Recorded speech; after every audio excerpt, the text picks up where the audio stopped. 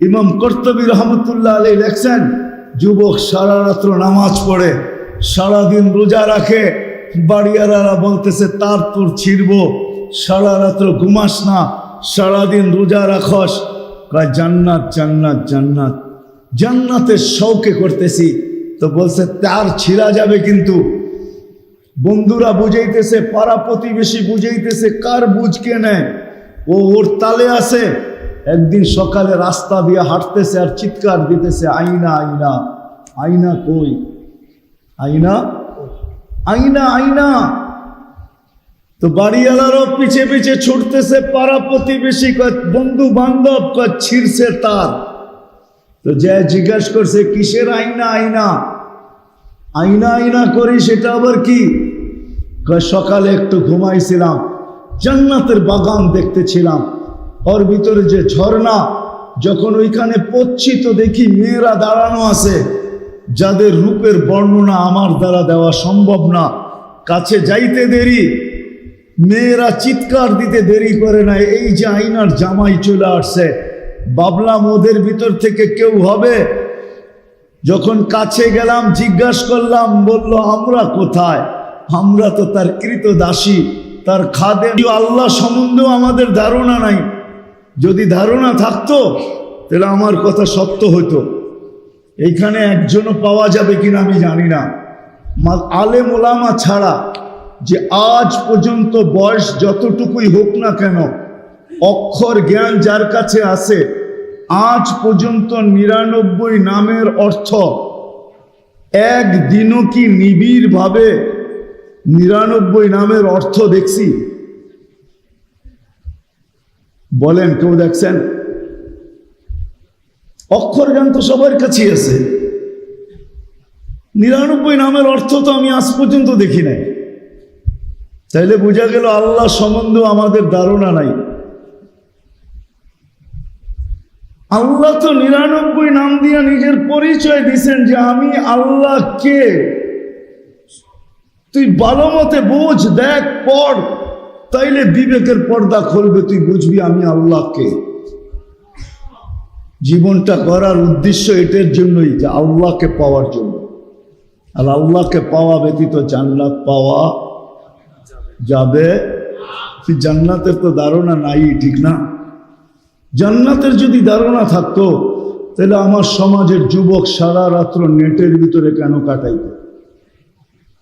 সারা রাত্র গুগলের ভিতরে কেন ঘুরতে থাকতো? মা বাবার এত কষ্টের পয়সা ইন্টারনেটের পিছনে কেন খরচ হইতো? ঘরের ভিতরে ওয়াইফাই কেন লাগতো? আনলিমিটেড কেন চালাইতো? যদি জান্নাত সম্বন্ধে ধারণা থাকতো। কেননা আল্লাহ রসুল সাল্লাল্লাহু আলাইহি ওয়াসাল্লাম তো বলছেন, লা ইয়ানামু তালিবুহা, জান্নাত সম্বন্ধে যার ধারণা দিলে ঢুকা যায়, ওর আর ঘুম আসে না। কেউ যদি জিজ্ঞাসা করে ঘুমাইস না কেন, এখনো জান্নাতে পৌঁছতে পারলাম না। ঘুমাই কি করে? ঘুমাই কি করে? এখনো তো জান্নাত পাইলাম না। ঘুমাই কি করে? যখন টিকিট ওকে হয়ে যায়, দিন তারিখ ঠিক হয়ে যায়, লাগেজ লুগেজ বাজার সদাই করা শেষ হয়ে যায়, আর লাগেজ লুগেজ সব বান্ধা হয়ে যায়, তখন আর ঘুম আসে না। খালি একবার বাইরে যায়, একবার ভিতরে আসে, পারে না তারিখটাকে নিজে আগায়া দিতে, ঘড়ির কাঁটাটাকে ঘুরাইয়া দিতে। অপেক্ষায় থাকে কখন এয়ারপোর্টে যাবে। আবার এয়ারপোর্টে যখন আসে আর প্লেনে বসে, তখনও মনে হয় পাইলট বুঝি আস্তে আস্তে চালাইতেছে। মাঝে মাঝে ওর মনে চায় যে পাইলটে নামায় দিয়ে আমি চালায়া তাড়াতাড়ি যাইবা। জিজ্ঞাসা করেন এখানে কেউ প্রবাসী থাকলে এরকম হয় কিনা? হ্যাঁ, এমনই তো। ঘুম আসে? প্রবাসে ছিলেন? হ্যাঁ, ভুল বলতেছি আমি? এরকমই টিকিট হয়ে গেল, দিন তারিখ হয়ে গেল, কফিলে ছুটি দিয়া দিল, হাট বাজার হয়ে গেল, লাগেজ লুগেজ কমপ্লিট, এখন আর ঘুমায় না, বাড়িতে কখন আসে।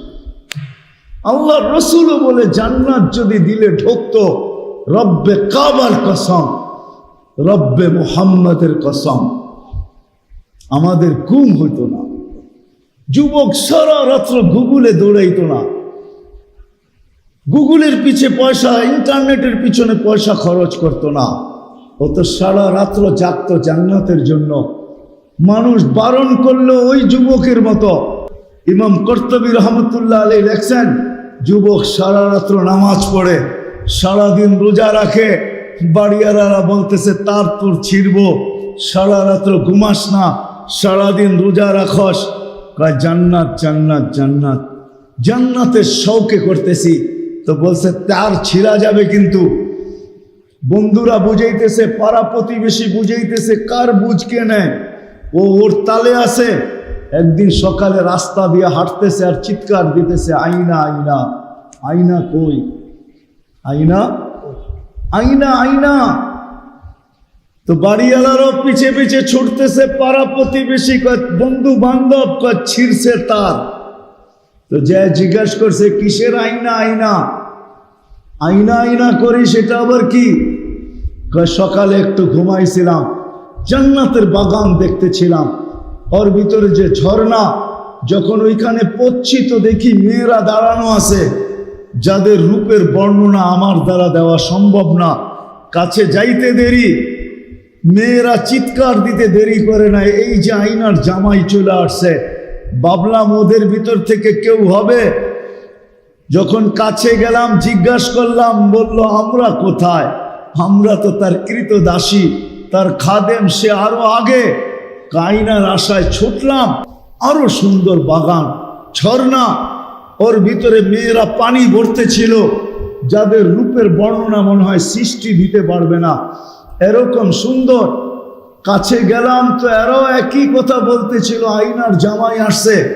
ভাবলাম ওদের ভিতরে কেউ হবে, বলল আমরা কোথায়, আইনার সামনে, সে তো আরো আগে।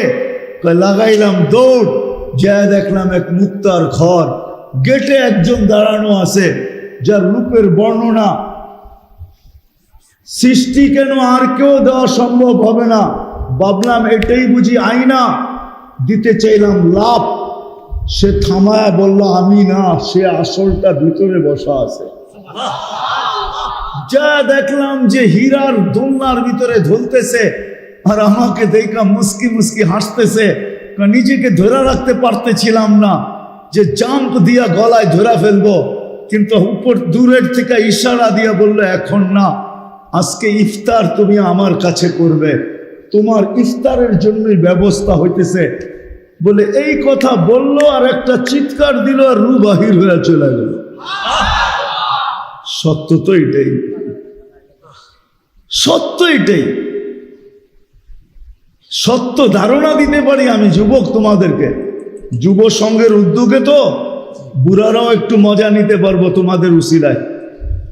ধারণা দিতে পারি, যার হাঁটু পর্যন্ত মুস্ক দিয়া বানাইছেন আল্লাহ, কমর পর্যন্ত আম্বার দিয়া, কাঠ পর্যন্ত জাফরান দিয়া, চেহারাটা বানাইছেন হোয়াইট কাফুর দিয়া।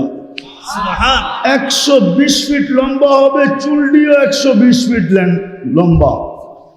লেহেঙ্গা পড়বে 3 কিলোমিটার ঘের। কয় কিলোমিটার? 3 কিলোমিটার। এই সুতার লেহেঙ্গা না, আলোর সুতার লেহেঙ্গা, কোনো ওয়েট হবে না। লাউ বাসাগা সাবআতি আবহুর লাসারা আদবা, 7 সমুদ্রে থুতু দিলে পানিগুলা মধুর মতো মিষ্টি হবে।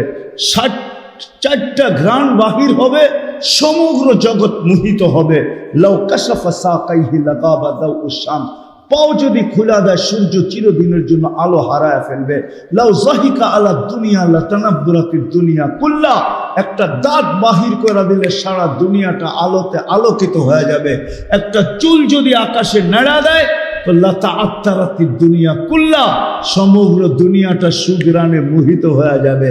মুহাম্মদুর রাসূলুল্লাহ চোখে দেখা আয়েশা বলছেন সুবহানাল্লাহ, জান্নাত দেখছেন তারপরে বলছেন, চোখে দেখা বলছে। এইবার কুমিল্লার যুবকরে জিজ্ঞাসা করি, যেই থুতু সমুদ্রে পড়লে মধুর মতো মিঠা হয়ে যায়, ওই বিজা ঠোঁটে ঠোঁট লাগলে কেমন মজা হবে? হ্যাঁ, চোখ বন্ধ করে ভাবতে হইব, খোলা রাখলে বোঝা যাবে না। ওই বিজা ঠোঁটে যদি আমার ঠোঁট লাগে কেমন হবে?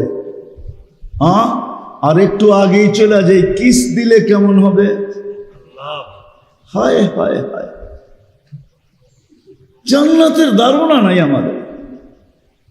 আমি নিয়ে যাব আসল জায়গায়, এখন আমি আসল জায়গাতে বহুত দূরে আছি। জান্নাতের ধারণা নাই। আমার সমাজের যুবক ভাবে দুনিয়াতেই সব শেষ, কেউ কেউ ভাবে চিতাতেই শেষ, চিতাতেই সব শেষ। আর আমার সমাজের যুবক ভাবে দুনিয়াই শেষ। না না না, দুনিয়াতে শেষ না, দুনিয়াতে শেষ না, সব জান্নাতে রাখা আছে। যা দেখো সারা রাত্র তোমরা, রব্বে কাবার কসম, তোমাদের পায়ে হাত রাখি, গান্দা জিনিস দেখো না। তওবা করো, জান্নাতের জন্য রাখো, সব রাখা আছে। 14 তারিখ শুধু দুনিয়ায় নাই, জান্নাতও 14 তারিখ।